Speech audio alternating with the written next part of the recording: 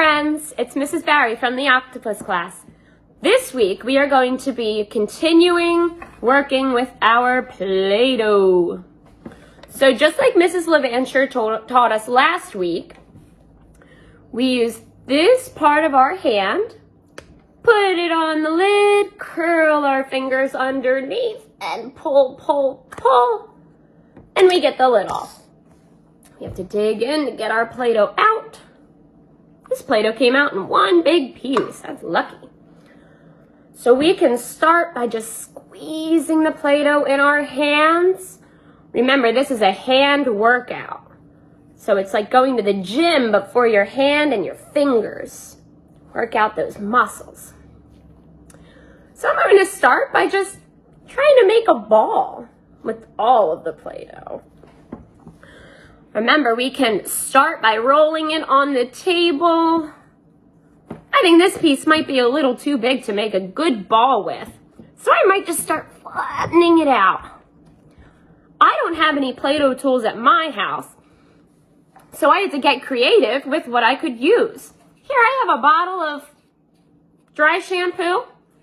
Nothing's going to come out if I use it as a roller, so this is a safe tool. You can ask your grown-ups at home what would be a safe tool to use to roll it out. I know Mrs. Levancher used a water bottle. I'm using an old bottle of some dry shampoo. Whatever works for you and your grown-ups. So I can roll, roll, roll. Remember, we want to use our hands, our big, strong muscles. All right. Now, I have a bowl here as well.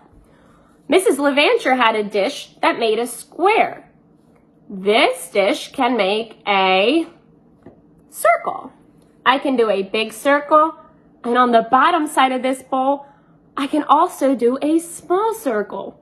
If you don't have anything at home that can make a circle, you can use your Play-Doh container. So I will make a smaller circle. So I push, push, push. And then I peel away the sides.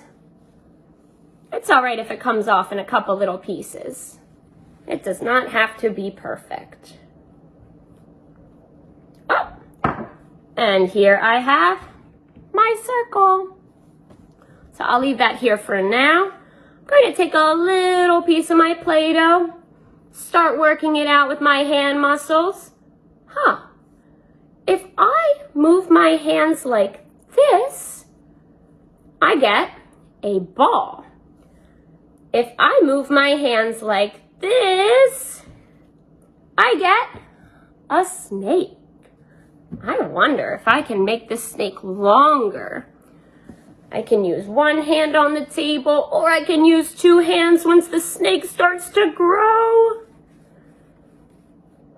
Oh, look at that. Now, just like Mrs. Levancher, I have a butter knife. I don't like to use the sharper side. It's not too sharp with the little tiny teeth. But I like to use the flat, straight side, not the curved side. I use the straight side. So I can chop up the snake to little tiny pieces. I can turn these little pieces into different things. I can make some circles. I have an idea. I'm going to do a couple circles with my snake pieces. So I'm going to roll my hands like this. Or I can roll it on the table like this to make a circle. I have 1, 2, and now 3 circles. I'm going to take my snake, the rest of my snake, and instead of it being straight, I'm going to curve it. I made a smiley face with my Play-Doh. I wonder what you can make with your Play-Doh.